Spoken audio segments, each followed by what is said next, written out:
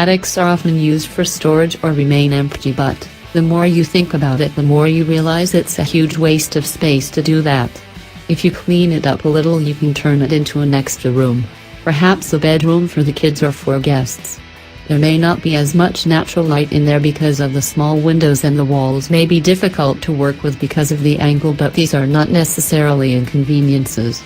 They can very well be the details that make the room feel cozy. An attic bedroom is usually associated with romance because it's perfect to get some privacy. It usually looks quite appealing, even though some people think that attic space is unusable. Turning your attic into a bedroom is a great idea, especially for small houses.